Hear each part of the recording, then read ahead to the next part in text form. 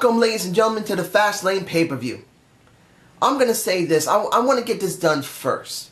The worst thing about this show, and it wasn't something that brought down the show 100%, but I'm going to be honest here. These are good near 10% for me personally. You guys can tell me below. I'm sure most of you are going to say it wasn't that bad. For me, it was. The Memphis, Tennessee crowd sucked. I know they cheered pretty good. I know they ranted and raved pretty good.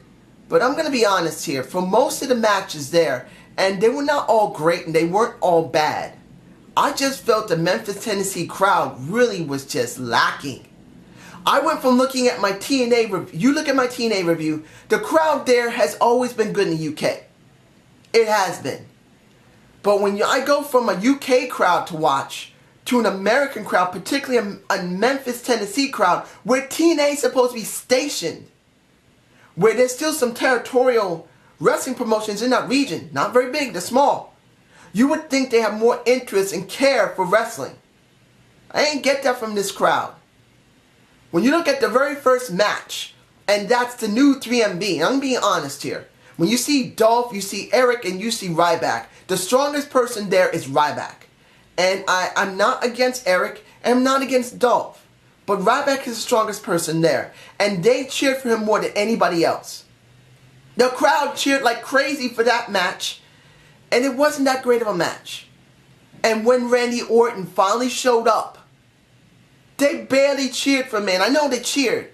But the crowd is a lot bigger. They cheered more for seeing a Ryback to a certain extent than they did for a returning Randy Orton. This crowd was not that loud. This crowd was very weird, man. I'm telling you. It just didn't feel right. But seeing Randy Orton back is good. He's been a while since we've seen him.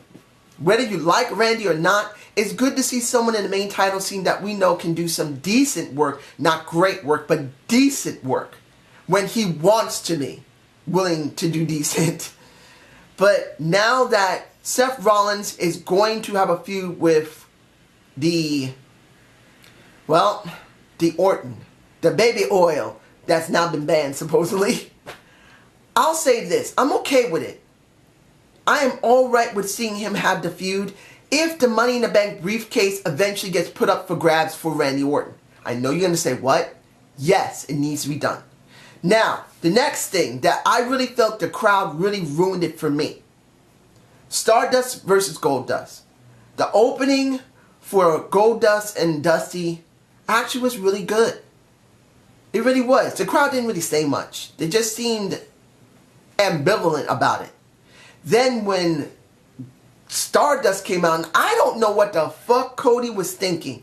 I understand the face paint. I understand the pants. But the gloves all the way up to here? What the hell? And then even his own wife, who was the one who was doing the announcing. Ooh, Eve is beautiful. Eve, I forgot her name. I think her name's Eve. But essentially speaking, she's a gorgeous woman. But even she looked at him like, And here's the problem with the match. The match was not that bad. The crowd did cheer for Cody. But it's like they just dropped off at one point. The only thing you could hear clearly is, "This sucks!" from a little fucking kid. The WWE didn't even decide to put in some canned heat. They're trying to promote this feud between Goldust and Stardust, which I feel, 1, Cody Rhodes should be Cody Rhodes, not Stardust. 2, Cody Rhodes should be a face and Goldust should be a heel. But if you go in there, make it work. There's no canned heat. And then you can hear clearly kids screaming, "This sucks." You can hear people screaming, "Boring." Even if it was only a few. And then at the end, when you hear some cheers for Goldust, once he wins the match, there's no cheers at all. But I will say that when it came to the backstage and after it was done, Cody comes out, says, "You're not," and this is the Dustavilles, baby.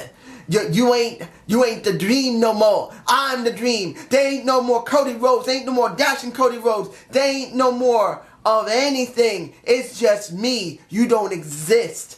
I am better than you. I wish he wouldn't do that, but I understand he's trying to make a persona which isn't very good. I actually enjoyed that. That was done well. But the crowd screwed it up for me. They just did. Now here's another thing with the crowd. The Usos versus Cesaro and Kid. The crowd embraced Kid and barely embraced Cesaro. They like the Usos, which is no problem. But I'm not against Tyson Kidd. I'm not. He does good work in the ring. He's a very good worker in the ring. And he did good work in NXT. But I don't see it here. The only thing I see is him attacks the Total Divas. And the thing that's killing me here, unless they're going to do this at WrestleMania, which I know you're going to say, are you crazy? That's Naomi versus Natalya having a WrestleMania moment on WrestleMania. They got 5 weeks to build for it. But the way these two women are still involved, you think this has to be done. This is where it seems to be leading because of Total Divas. And I will say that Naomi looked gorgeous. But Natalya in all black, whoo, that woman looked good. They both look great. But then there's no interference from Natalya. There's no interference from Naomi, or at least trying to stop Natalya. They both just stood there and did absolutely nothing, which kind of messed it up for me personally. I know you guys are not going to really care that much about this match, particularly that Tyson Kidd and Cesaro won. If anybody likes them, is actually a good thing. And I do agree.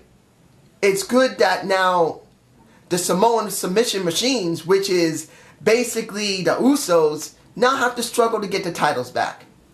I'm just hoping that Natalya and Naomi will have a WrestleMania moment because you're showing them so fucking much. They should be allowed something. And since we are talking about women, Paige versus Nikki Bella. You're going to be surprised about this. The crowd didn't give a fuck about this match, but actually it was better than they think it was. When you look at this match, you really don't care that much because there's nothing to the feud. You got Nikki and Brie acting like 12-year-old kids. And like I said this in my last Raw review, taking Paige's clothes was stupid. Mind you, it was a little nice to see Paige out of her character of her clothes being a goth type of girl. But when you see this match, you really don't care. There's nothing there. There's no feud. There's no real great build-up. Nothing. But when you look at the match for what they did, I'm going to say this. Paige did a good job.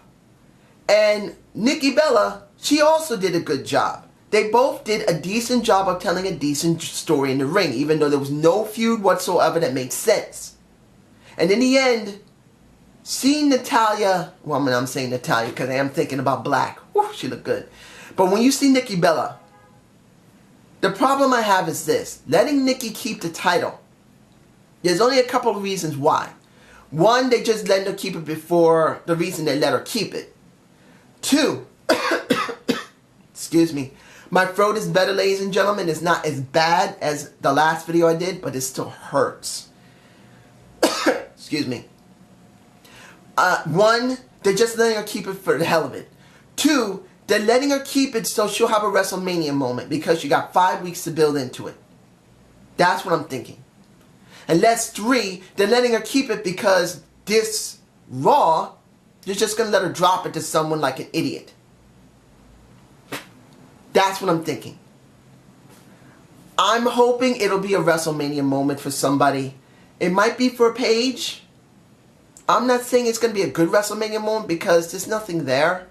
But it will be a moment they'll have.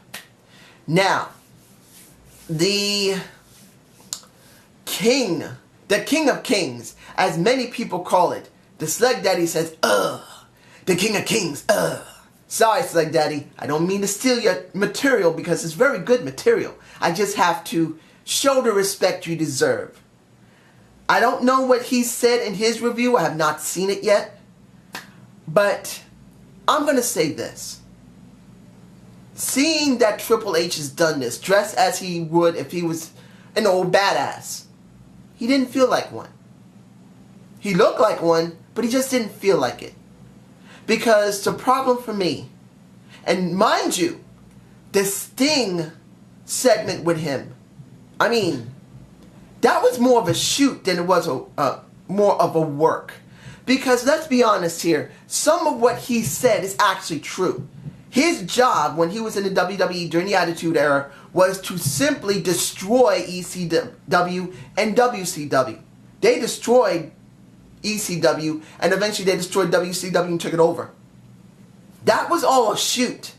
Not saying that Sting still holds animosity against Vince, because if he did, why would he be there?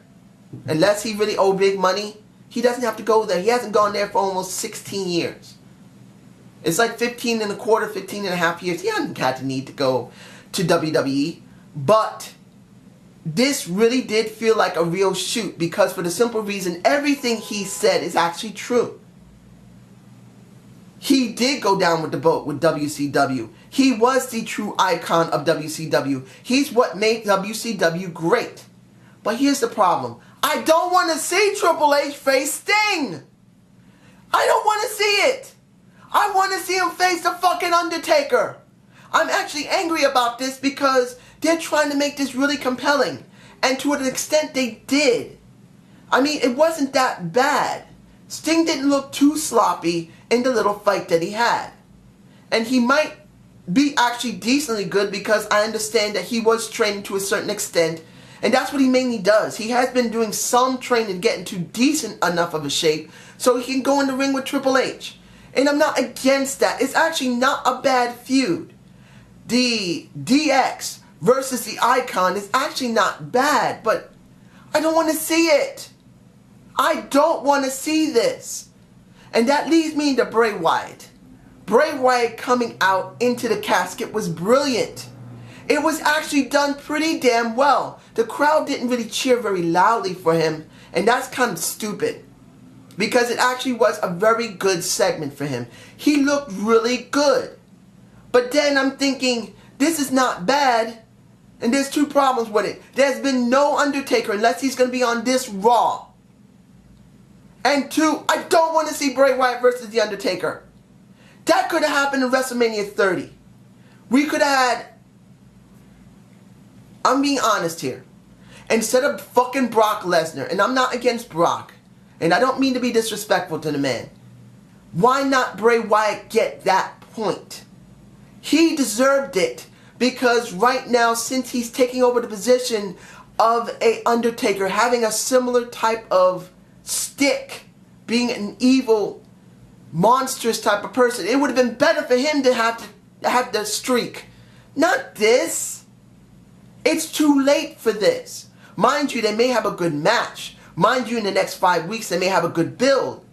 But many fans, many marks are not going to enjoy this, because we want Sting. We want Undertaker. We want WrestleMania. And that's the reason why this segment, even though it was damn good, better than any segment during the night, fell flat on its face. And now I move on to the second best match of the night.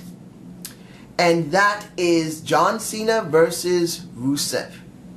I was thinking of making it the best match of the night until the screwy ending, because as I'm watching this, I'm thinking these guys are telling a very good story. Yes, Super Cena. But then we have Super Rusev going with Super Cena. It actually was a good chemistry these guys have. You got a lot of power. They actually told a decent story. They did some decent moves in the ring. And the problem that I had throughout the night, which was very clearly seen in this match, was fucking Michael Cole, who can't understand the difference between a fucking label lock and a fucking STF. Hashtag retire Michael Cole. I may do another debate of the week on him, because this is getting fucking ridiculous. The man doesn't even know his own lines. Look, when the King has to tell you in a match with the Usos that a Tyson Kidd jumps off the top ring rope, slingshots himself, and whacks Jimmy Uso in the head with his leg, and a Michael Cole says he hits his leg, you know it's time for Michael Cole to be taken out of the main roster for the commentary team, because he's botching way too fucking much. But taking away from that, the ending of it sucked. Rusev wins because Lana, with a nice butt, actually stops John Cena, because he drops him after he jumps pulls himself out of the accolade. Then he gets nailed in the nuts. And then he gets kicked in the face. And then he gets an accolade where he's unconscious. 3 stupid bullshit things that could have been done. 0. They didn't need to do it. They should have just let Rusev win clean. They should have let either John Cena win clean, which honestly, I know people are going to say, no, it's stupid, who like John Cena. But actually, it would do his character good to get a lower belt. John Cena having the U.S. Championship would actually be a better thing for him right now because he needs some variation. He's held the title for so long, and I'm talking about the World Heavyweight Championship, it's boring. Let him have the U.S. Championship. Let him have the IC Championship. We're always teased by it, but I think it's better he didn't. Leave it. He really needs to have a lower title to feel different. Finally, the match everyone is waiting for. The Bryan versus Roman Empire. The Beard versus the Roman Empire. What's the best match of the night? That's obvious. It was very obvious, and the crowd was somewhat, let's not say so, somewhat into Daniel Bryan because their cheers were not even that strong. I'm not saying that the crowd was split heavily between Roman and Bryan. No. But I am saying this. Bryan did not get as much cheers as you think he did. The crowd either was quiet or they didn't really cheer that strongly for him. And in the end, after getting a spear, your boy got beat twice.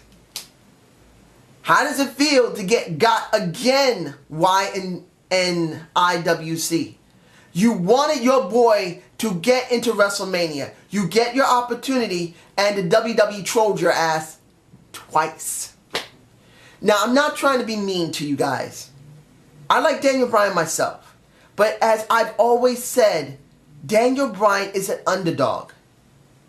Let Daniel Bryan be Mr. SummerSlam. I know that doesn't sound 100% great, but I'm saying it in this respect. Daniel Bryan is in a very, very loose sense of Shawn Michaels. He has great ability. He has great ability in the ring. But he's not that strong of a character. He just isn't. In many cases, let's be honest, Shawn Michaels was always overrated. I'm not saying he didn't have charisma. He built up great charisma. But I really believe he was very overrated. Now, I'm not saying that Daniel Bryan is heavily overrated. He's not. But the way Daniel Bryan is, you can't expect him to be where you want him to be. We're trying to, as wrestling fans, we're trying to make sure the brand stays viable. Remember, look at the ECW, WCW, NWA. I mean, they rebuilt the NWA, but it lost itself in the 80s and 90s. It got taken out by WWF. And right now, I don't want to see this company go under. So we need to think of other people other than ourselves. I can obviously see that they need to follow a better trend than following the hardcore like ECW did. They went hardcore. They went with the hardcore fans. They didn't have that much of a demographic. And one of the reasons they went under, next to Paulie not taking care of them very well and not getting a new network, was that they had a very small amount of people to work with. In this respect, Daniel Bryan fits ROH to a T. Not saying that he hasn't done well in the WWE, but he's an ROH type of character. And the people who love him the most are people who love ROH, who love mainly wrestling. Not really much about any type of backstage stories or any type of stories in the ring. You just want clean, great wrestling. And the rest of the people don't want that. Wrestling, pro wrestling is a drama. It's suspenseful. It's action-packed. It has painful drama, intrigue, mystery. That's what pro wrestling really is, as much as people don't want to admit it or accept it. Roman Reigns is a better character in this respect. Daniel Bryan is a good character, but he needs to be brought out in certain ways. Set him to SummerSlam. Let him be in the underdog for the next couple of months, and you'll have what you want. Someone who's dominant, rising up through the ranks after losing the way he did. Personally, for me, this Fastlane pay-per-view was not bad. The crowd ruined it for me. They just really were not that strong. Seeing Daniel Bryan didn't win, I'm fine with. I'm glad because I wanted Roman Reigns to win, because now Daniel Bryan can have an opponent going into SummerSlam or Hell in a Cell, or hell, really drag this out and go to Survivor Series. Daniel Bryan versus Roman Reigns at Survivor Series for the WWE World Heavyweight Championship. Doesn't that sound better than a Brock Lesnar versus a Daniel Bryan? Two young guys going at it who will get a better payout with each other than they will with a guy who's only part-time. So I hope you enjoyed this pay-per-view. Please give me a comment below. As I said before, I won't be doing any debate of the week this week. I'm going to try and give my throat a rest. I will do my Raw review. But for the rest of the week, I'm just going to give myself a rest. No reviews. So, no debate of the week. You will get reviews. So I hope you have a good day and have a good night. Peace out.